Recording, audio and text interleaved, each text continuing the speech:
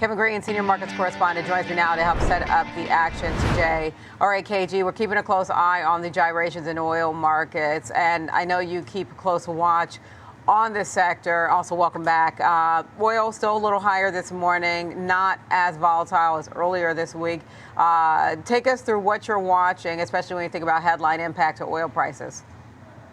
Yeah, we did see obviously a pretty aggressive pullback here over the last couple of days. That's because the market is anticipating two things actually happening. Potentially that we do see maybe a stoppage of this military conflict from the U.S. over the coming weeks. And then we also have this news that we should actually be getting the finalized number here in the next couple of minutes, hopefully, from the IEA that they're going to release some barrels of oil from their SPR, the conglomerates SPR here. Now, the expectations is between 300 million and 400 million.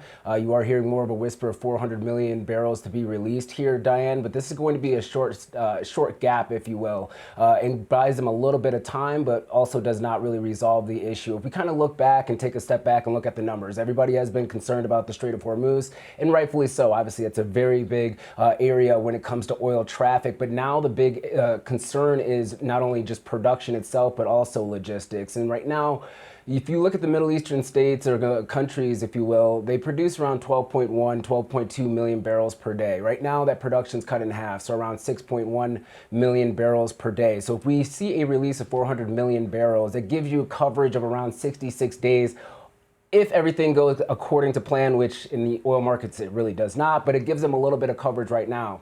Unfortunately, what that also is going to create is demand over the long term for those SPRs to actually be refilled. And so a short-term impact right now, but longer term, it probably will not fix anything. You do have to get that strait open. And there also will be additional impacts that we will see. The chemical market itself, if you look at that Gulf, it has a significant amount of chemical factories outside of just the refineries and the oil extraction methods, oil extraction infrastructure just in itself. So this doesn't really alleviate maybe a lot of the chemicals like those that go into fertilizer or even those that go into mining like sulfuric acid. It doesn't really kind of free that up. And so price pressures can continue to move to the upside within those markets here.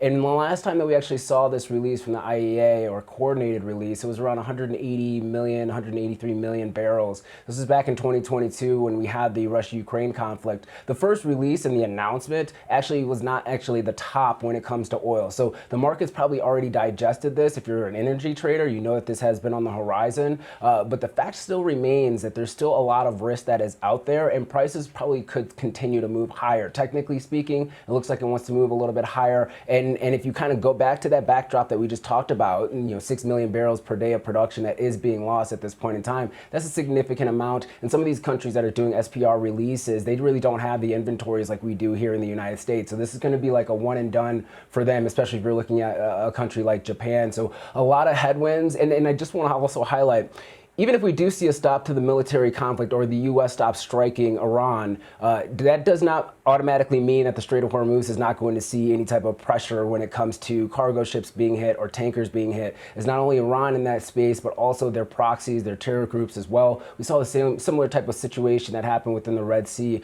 about a year and a half ago, 2 years ago. And we put up a fight with the Houthis, but we then eventually kind of pulled back out and made a deal with them. So it doesn't mean that it's over because the U.S. stops. There's other parties that are within this conflict that could create a continued shortage within the oil markets, and I'm not sure if the equity market itself is really pricing that in right now.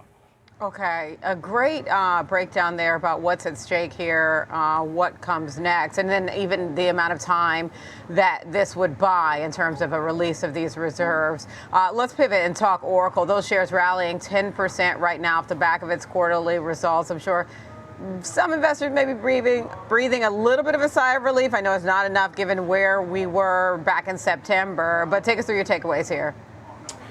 Very low bar going into this report, and it's actually a step in the right direction for this company. You are not seeing a re-rating higher when it comes to their CapEx spend for this year, and it doesn't appear that they are really projecting any type of massive increase for CapEx spend for next year as well. The revenue came in at $17.19 billion. Street was looking for $16.89 billion, so we did see a 22% increase on a year-over-year basis there, and the adjusted earnings per share came in at $1.79. Street was looking for $1.70. Now, if you're looking at at total cloud revenue, that increased by 44% on a year-over-year basis, and we are expecting, based on their revenue guide that they provided, which was better than the street's expectations, they did re-rate that a little bit higher, that year-over-year growth rate could actually continue here over the next couple of quarters. So they are seeing very strong demand. I know that there has been some news reports when it comes to OpenAI and a deal that they had regarding a data center in Texas, but it seems like the market's actually okay with Oracle actually reducing their exposure to OpenAI and maybe looking at some other customers to diversify their business.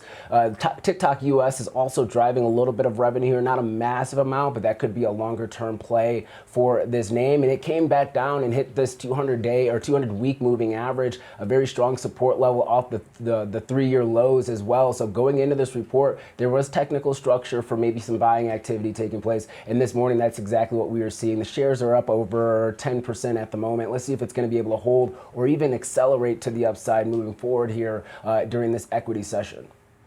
Okay, and then we've got CPI in front of us today. On a day or a week like this, and given the context of where we are, I wonder, this probably doesn't hold as much significance because of the timing of this, right? And we don't have a reflection of energy prices now. But what should we expect for a CPI?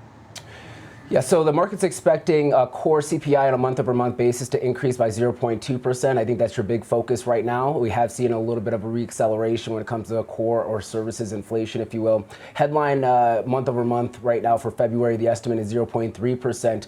Estimates are a little bit higher than what we are seeing from the Fed, the Cleveland Fed estimates. So the market could actually see a downside surprise here, which would actually be good for equities. The big risk that you have is that you actually have CPI coming in a lot hotter, and that's because that's going to be kind of our formalized base before we start seeing these energy price increases impacting inflation. This number is not going to include any of the war premium that we've seen in energy, and you can make the case, Diane, that and some are that the rapid rise that we have seen could also then lead to around 0.3% increase when it comes to headline inflation alone, just looking at the energy side of it, not looking at the chemicals or anything of that nature. So kind of a high bar going into this report. You'd like to see it come in a little bit lighter. Anything that comes in really hot, especially let's say at 0.5% on headline, I think that would create obviously a selling reaction for the market.